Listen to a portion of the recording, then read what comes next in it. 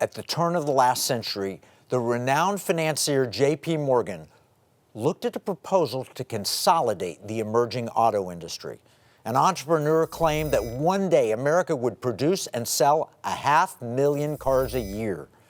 Before taking the plunge, Morgan turned for advice to his friend, Senator Chauncey Depew, who told him, "Keep your money. Nothing will ever beat the horse." J.P. Morgan was the best investor of his day, but he turned down the opportunity. The struggling entrepreneur was William Durant. He pushed forward without J.P. Morgan.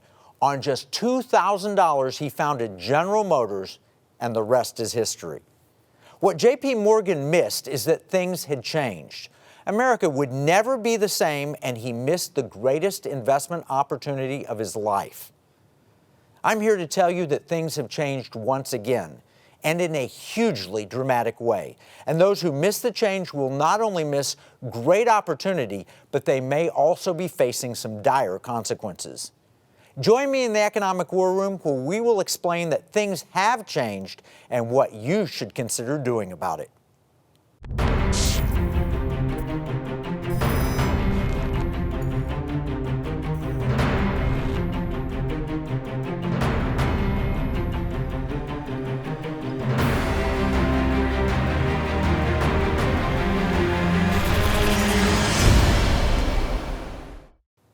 It took J.P. Morgan a dozen years after his encounter with William Durant to realize that he had missed the opportunity of a lifetime. It's hard to recognize massive change in the early stages, but the one truth we know from history is that change is inevitable, and those who miss it pay a price. Over 400 years before Christ, a Greek philosopher named Heraclitus taught us that change is the only constant. At least in human terms, that has proven pretty much true. The problem for humans, though, is that we're largely creatures of habit. We assume that our experience is all that we need to understand the future, and that's true until we reach an inflection point. When that happens, we're lost. Think about all the great change that has happened in the last 60 years. When I was born, there were no pocket calculators, let alone pocket computers.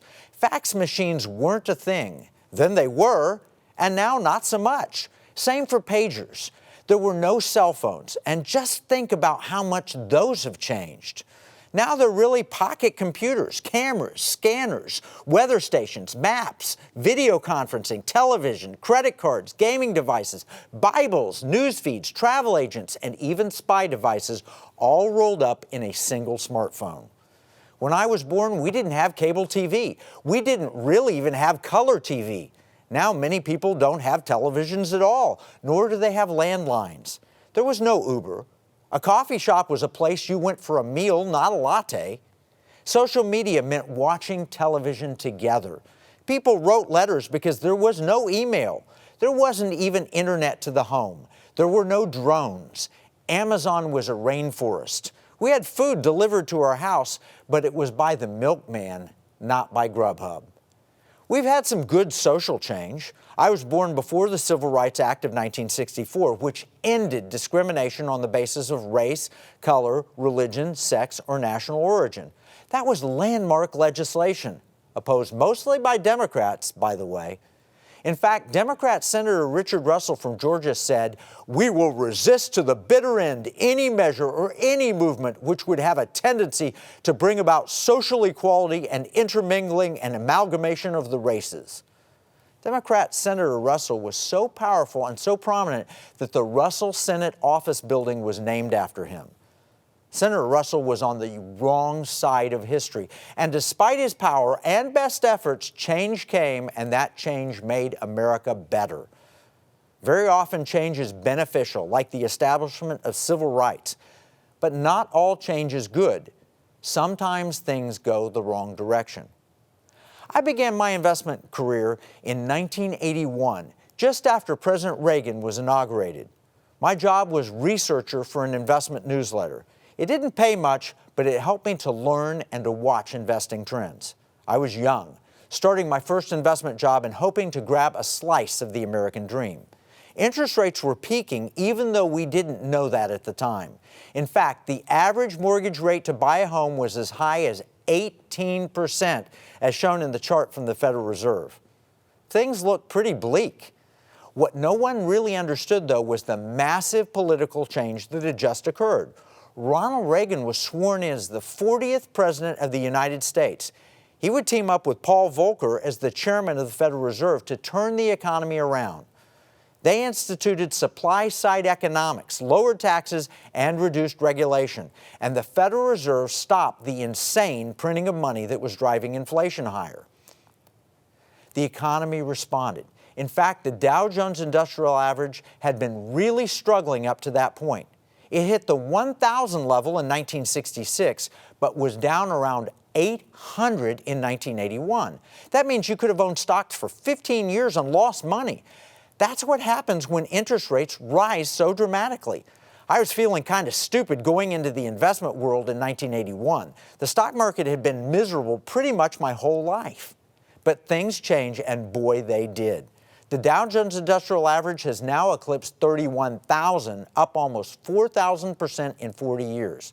Nobody was expecting stocks to go up like that, but they did. Likewise, no one was expecting mortgage rates to fall from 18% to near 2% either, but they did. As we shared, change is inevitable, but also, as we shared, change is sometimes good, but not always. For investors, the change that took place starting in 1981 was very good. You could make lots of money in both stocks and bonds over the last 4 decades. But we've also seen a huge wealth gap created, the rise of globalization, and the greed cult, which has sold out most of our children's future. Over the last 40 years, we've increased our total reported federal debt 30-fold. The debt in 1981 was under $1 trillion. It will pass $30 trillion very soon. In fact, we're likely facing a debt and pension crisis that will only accelerate based on the anti-growth and high-spending policies of the new Biden administration. In 1981, our total federal debt represented a year and 1/2 of federal spending. Today, it represents nearly 8 years of federal spending.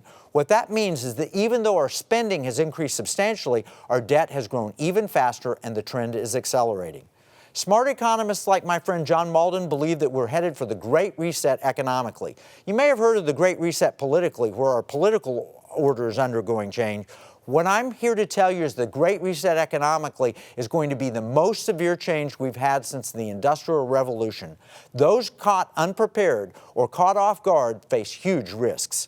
We've talked about this before. Politically, the powers that be, including President Biden, want to force change from shareholder capitalism to stakeholder capitalism.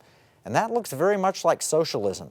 At the same time, the monetary system is under enormous strains from the massive debt buildup we've just gone through. The COVID pandemic accelerated all of these trends. But what you need to know is that the economic environment you've grown accustomed to over the past 40 years is about to shift in a big way. If you aren't prepared, you may be crushed. We're going to take a break. When we come back, we'll talk about some of the things you want to do to protect your family, plus some things we can do together to get our nation back on track.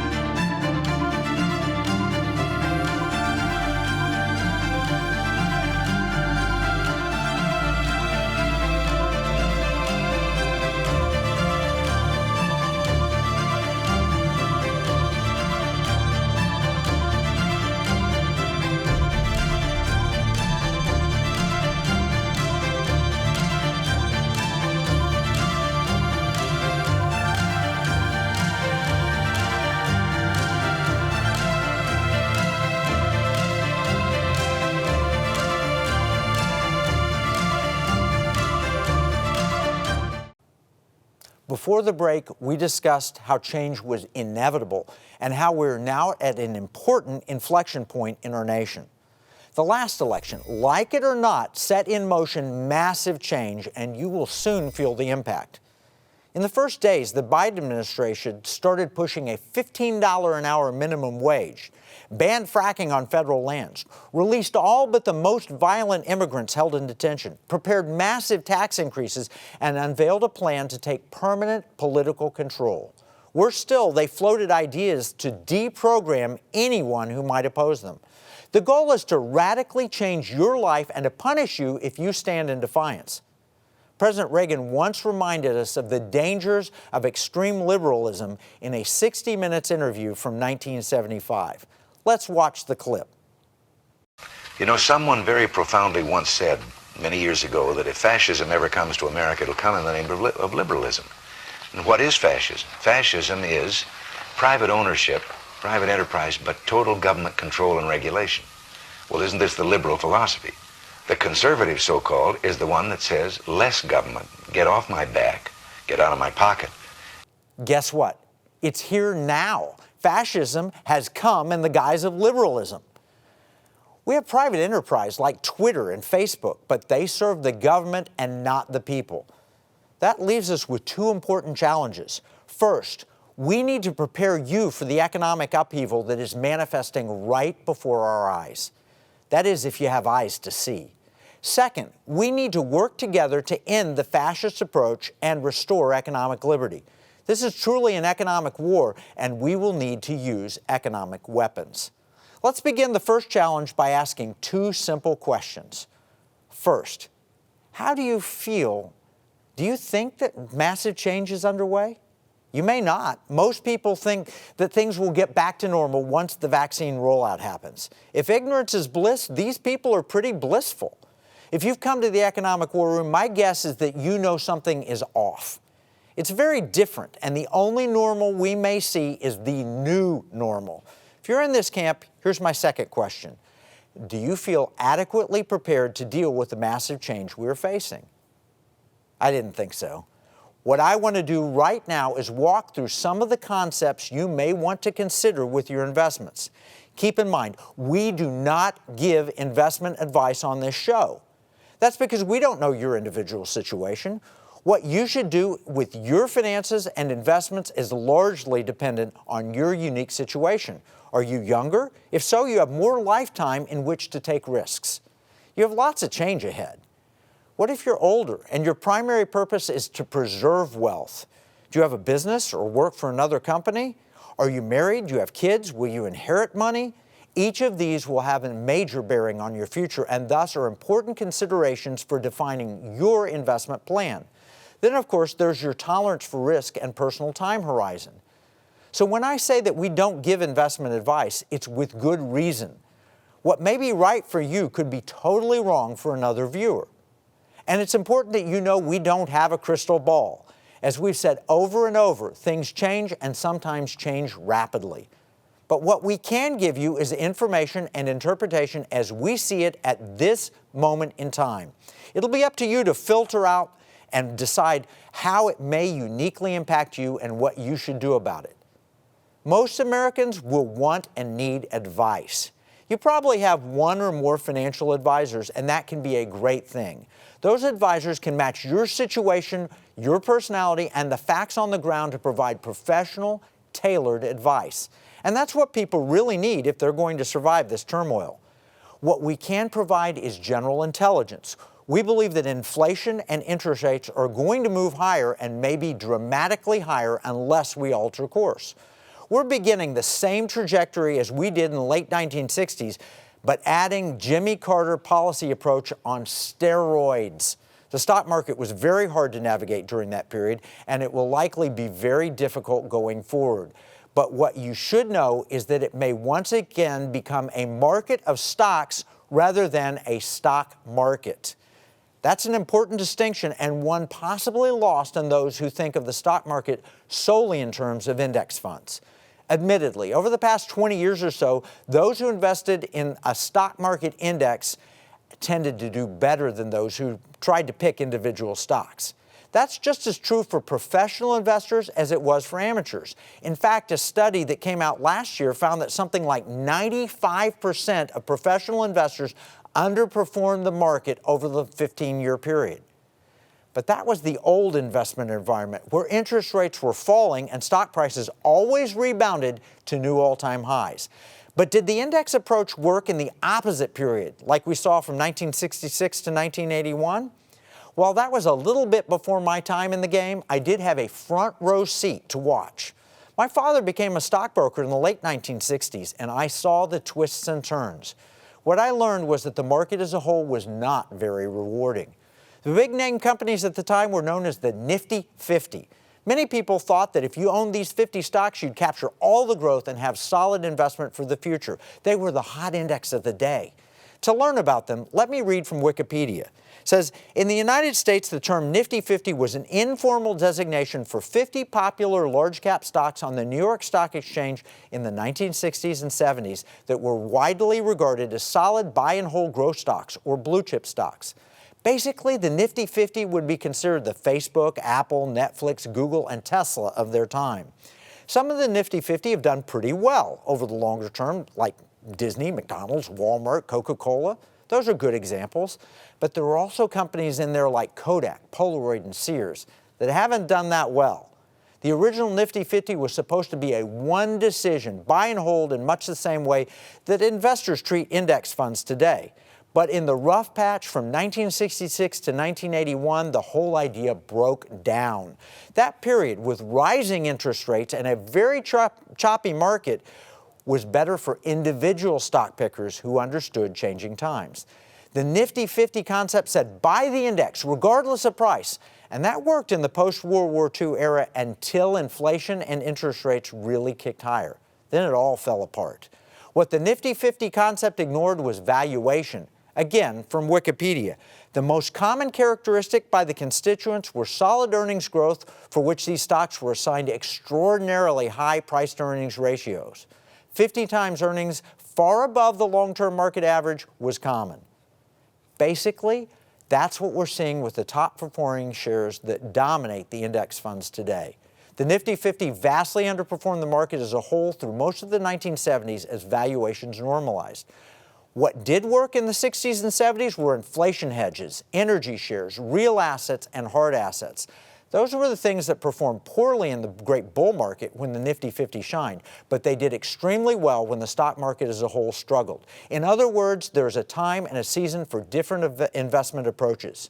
We've been in a period where index investing, just owning the market, worked really well. But will that be true going forward? We're going to take another break. When we come back, we'll do our best to answer that question, choosing investments for the rough period we see ahead.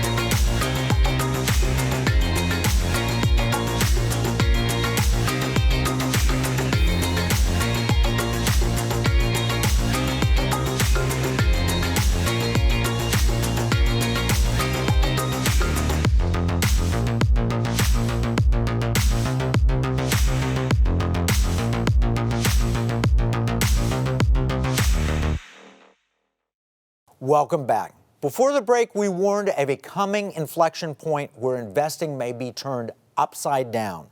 What worked over the past 40 years may not work so well going forward. So what should you consider? Start with inflation hedges. These are things that do well when inflation rises. They can be precious metals, real assets, or hard assets. Think of it this way. When inflation rises, it really is the same as seeing the value of your dollar go down. A $500,000 house might go up in price to $550,000 in the event of 10% inflation. So owning a house could be viewed as an inflation hedge. You might want to own art, or diamonds, or rare stamps, or collectibles. One problem with those things, though, is liquidity. You have to find a buyer when you need to sell, and there are storage costs and insurance. How do you know what they're worth day to day? Another problem is divisibility. There may be a terrific $10 million painting you would love to own. But what if your portfolio only has $100,000? It's kind of hard to buy 1% of a painting. The good news is that there's a market of stocks where you have people ready to buy when you want to sell. And you can buy shares rather than whole companies. The key is to find the shares that fit the environment. Instead of buying a home, you can buy shares in a home builder or a company that produces building materials. You can buy shares in a gold miner rather than just buying gold. I'm not saying that stocks should be the be-all or end-all for your investments, but I am saying that you may need to start looking at a market of stocks rather than a stock market. And you may need to look outside the United States as well. One of the things that happened under the Trump administration was that he put America first. Our economy did well, at least until the pandemic, and our stock market has done better than foreign markets on average for the past 30 years, as shown in this chart from longtermtrends.net. The red line shows American stocks and the blue line shows foreign shares. We've beaten foreign markets for a long time, and the difference became very dramatic during the Trump administration. But will that last when Biden reverses all the Trump policies as he's promised to do? Maybe not. And there may be a problem, but also an opportunity for those who are willing to act. There are a number of European stocks, for example, that are better suited for the climate we see ahead. In Europe, they embraced socialism a long time ago, and that may explain their lower investment returns. But these stocks are also selling at substantially lower valuations. Think of it this way. American shares may be more like the Nifty 50, while European shares may be comparable to the less glamorous value stocks of the period. The key will be to find the right ones at the right time that meet your needs. Some of these European companies already understand how to profit in a socialist environment, but understanding foreign stocks requires good advice. And you need that. Beyond stocks, you may want to look at Farmland. That's apparently where Bill Gates has been putting a lot of his money. Again, though, you can't rush into something you don't understand. Farmland can be terrific during inflationary periods, but you need expertise. Last year, we featured Mitzi Perdue in one of our COVID Live specials. She warned of a coming food crisis. She also told us about how she learned to invest in farmland. She's the daughter of the founder of the Sheraton hotel chain and the widow of Frank Perdue, the poultry king. She's also the past president of the 35,000-member American Agri-Women Organization. Mitzi warned us that farmland, while it's potentially very profitable, it can also be very difficult for a novice. What we're saying here is that investors need expertise, and that leads us back to our second question. Do you feel adequately prepared to deal with the massive change we're facing? The truth is that you probably don't, or at least shouldn't. We all need help, if for no other reason than to separate our decision-making from our emotions. The problem is that most advisors today have little to no experience dealing with the environment that we're now facing. I don't. My entire professional career spans 40 years, and yet I've never invested in a period like the one we see coming. The bad news is that too few financial advisors know how to adapt to help their clients. The good news? The Economic War Room has partnered with Liberty University to train interested advisors. We will bring in expertise in all the critical areas from the top people in the world. We provide interactive opportunities to learn from the best people, those who understand farmland and European shares and precious metals and inflation hedges and energy. We'll have people who can explain short selling, which is how you can profit from a stock market that goes down rather than up. Our Liberty training program is just the beginning of an important movement. We want like-minded individuals, whether they're stockbrokers or financial planners or CPAs or insurance agents, whoever is committed to serving clients in a truly difficult environment. And when they complete this training, these individuals will be positioned to join the National Security Investment Consultant Institute, or NSIC Institute. We use the term national security because we believe that there is a global economic war raging. China is our current main adversary, and that also impacts our investments. But these trained advisors are really liberty-minded people. They want to help you do two things. One, they want to help you adjust your portfolio for the challenging times ahead. And two, they want to help you weaponize your money to promote your values long term. I know, Weaponize your money sounds kind of harsh, but you need to know that the progressive left has been using your money against you and your values for years. When you hear of deplatforming and deprogramming, you need to know that it's American companies that are doing that. If you feel your voice has been silenced by social media or even traditional media, that's done by American companies. Ronald Reagan aptly described that as fascism. But what you may not have realized is that your investment portfolio may be funding the very companies that are set against you. If you own an index fund, that's certainly true. What you need to know is that when Wall Street invests in things, they use the money of American people to do it. That's our money. That's your money. Right now, they're pushing something called ESG. It stands for Environmental, Social Justice, and Governance. In other words, they're pushing the progressive agenda. And Wall Street's telling you that their progressive agenda is more important than your bottom line. They want the Green New Deal, and they want you to pay for it with your taxes and your investments. They want social justice to become the main point of companies rather than profits and dividends. They're more worried about board composition than corporate success. Our research indicates that Americans much prefer LSV. That stands for Liberty, Security, and Values. The only way to get America back on track is if we work together. Again, this is why we developed our training course for the NSIC Institute. But we can't do this alone. We need your help. Our training plans were temporarily delayed by COVID and the election. But because of where we are today, the need for training is greater than ever before. You can help. Nominate your financial advisor to our program. Whether you work with a stockbroker, a financial planner, CPA, insurance agent, we need them. We need them to get trained. What we're asking is that you provide us their name and contact information. And then you tell them about our training. To do that, it takes 60 seconds. Go to economicwarroom.com/advisor. Give us their name. We've been in this fight a long time, and now our training has become critical. The right advisors will be thrilled to join the National Security and Investment Consultant Institute. They'll be thrilled to learn how they can help you protect your investments. More importantly, they'll learn how to help you weaponize your money to not only invest better, but also to defend your values and our collective liberty. We're developing a client track for those who manage their own money as well. Everything we've talked about will be summarized in our free economic battle plan. You can get your copy at economicwarroom.com. Remember, what we see as a marketplace, our enemies view as a battle space. This is Kevin Freeman from the Economic War Room.